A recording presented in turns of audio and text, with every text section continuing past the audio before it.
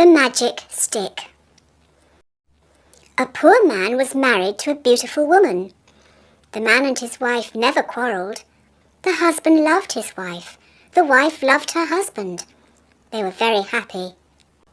But this happy couple had a rich, handsome neighbour. He saw the poor man's beautiful wife, and he fell in love with her. "I want to marry her myself," he thought. Every day, when the woman's husband was working in the fields, the rich man went to the poor man's house. "You're a beautiful woman," he said to the poor man's wife, "but your clothes are old. Why doesn't your husband buy new, pretty clothes for you? I'm sure he doesn't love you. If he loved you, he would buy wonderful clothes for you. Divorce him and marry me. I will buy you beautiful new clothes, the best in the land. Then you will be the most beautiful woman in Ethiopia." At first, the woman didn't listen to the rich man, but he came to her house every day, and every day he said the same things.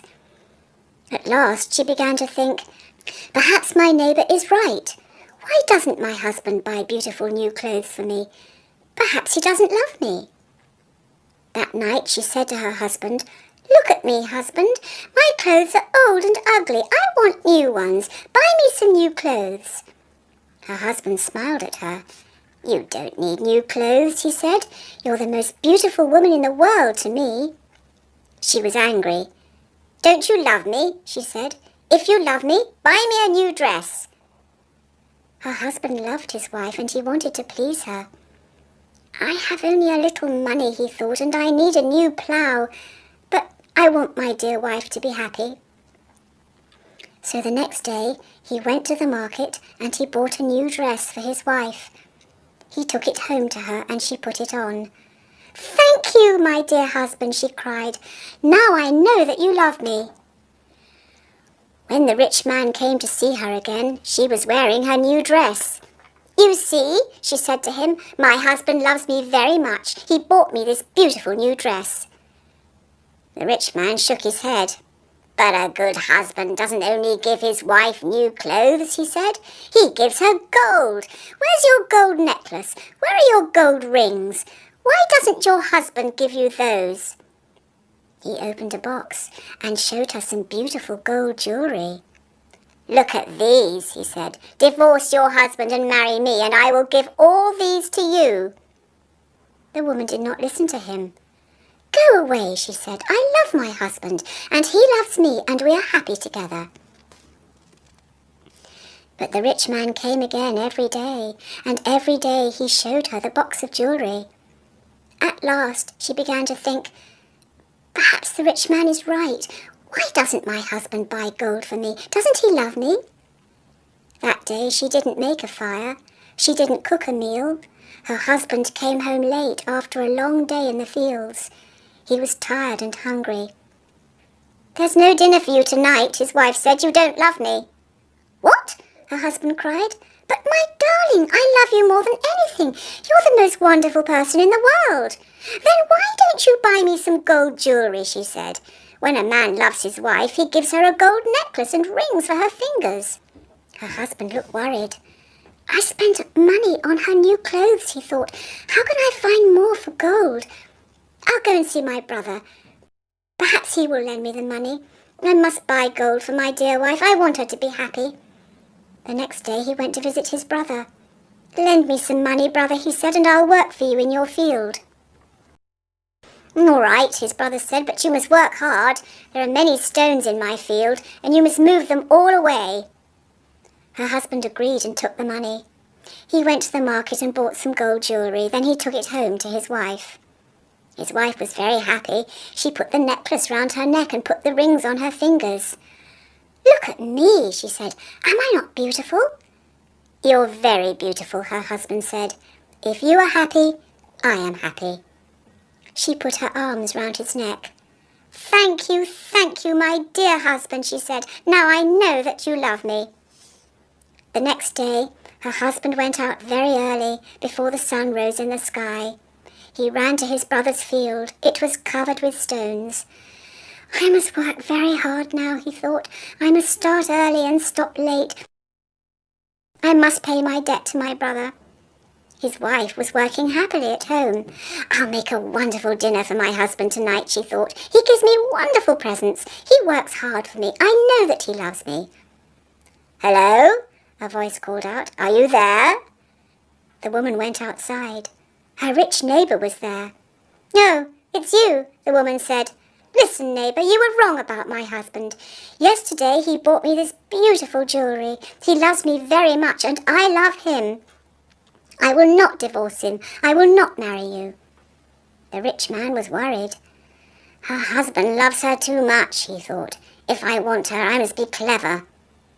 At last he said, Your husband gave you clothes and jewellery, but I can give you more than that. What? What do you mean? The woman cried. Can your husband make miracles? The rich man asked. Miracles? No, of course he can't make miracles, the woman answered. Only God can make miracles. Men cannot make them. But I can, the man said, because I love you. Love can make miracles. If your husband loves you, he can make miracles for you. If you love me, I will make miracles for you. Make a miracle for me now, the woman said. I can't, the rich man answered. You must promise to love me first. You must leave your husband and come to me. Then I will make wonderful, wonderful miracles for you.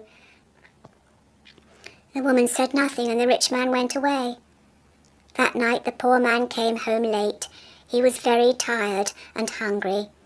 His wife brought water for him, and he washed himself. She brought delicious food for him, and he ate it. My poor husband, she thought, he works so hard for me, and he is so tired and hungry. The rich man is foolish. How can my husband make miracles? It's impossible. But the next day, and the day after, and the day after that, the rich man came to her house again. Did your husband make a miracle for you yesterday? He asked the woman. Leave him and love me, and I will make many, many miracles for you every day. At last the woman began to listen to him. One day when her husband came home, she was sad. Wife, dear wife, what is wrong with you? Cried her husband. Are you sick? No, she said, I'm sad because you do not love me. What? Cried her husband. But you know that I love you. I bought you new clothes. I bought you gold jewellery. You're the most precious thing in the world to me. But you don't make miracles for me, his wife said.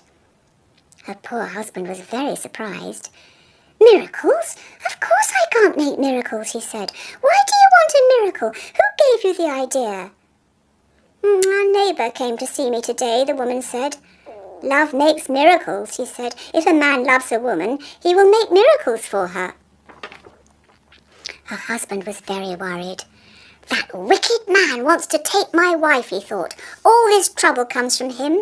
When he first came here, she wanted new clothes. Then she wanted gold jewellery, and now she wants a miracle. What can I do? If I don't make a miracle, perhaps my wife will leave me and marry him. The next day, he went slowly to work in his brother's field. I must pray, he thought. Only God can help me now. He looked up to heaven. Oh, Lord God, he prayed, please help me to make a miracle. I love my wife and I want to keep her. Don't let this rich man take her from me.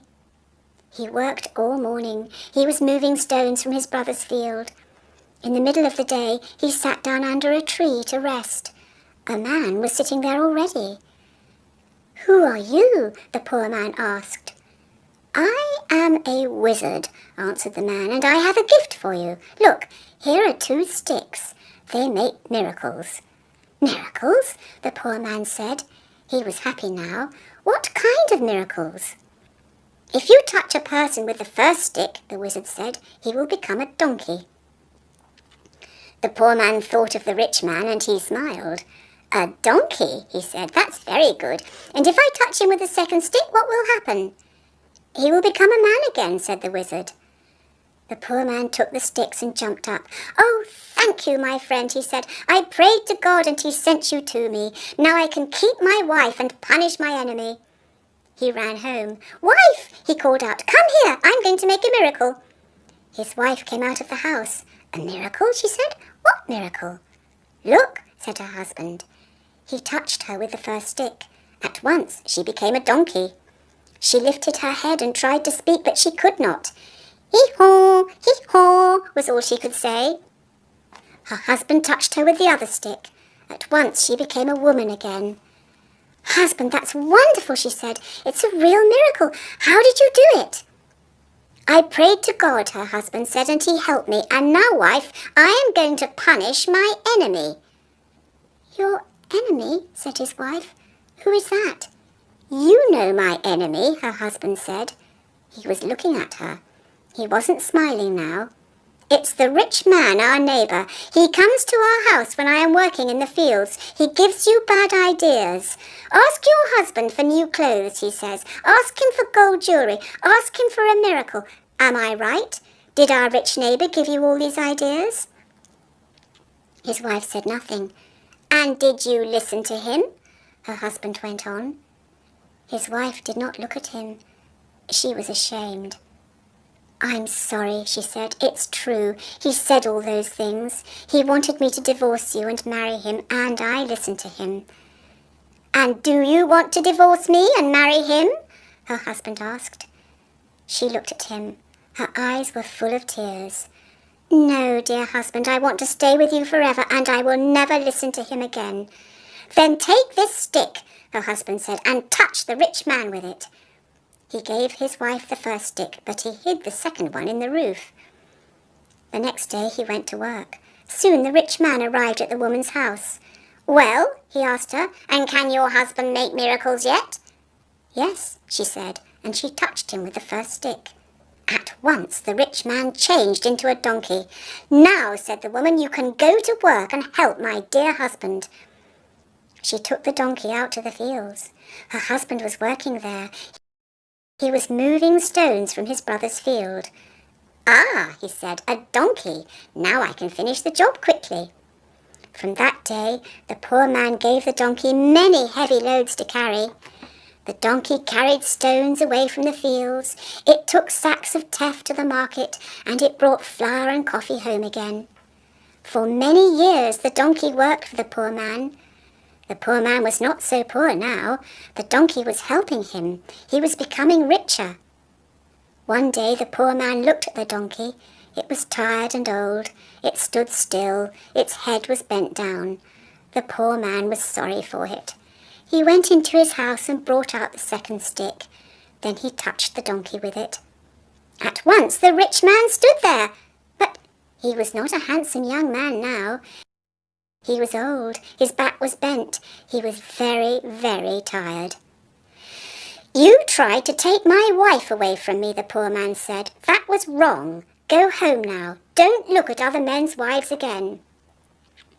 The rich man went away and he never came back again. But the poor man and his wife lived happily together for many more years.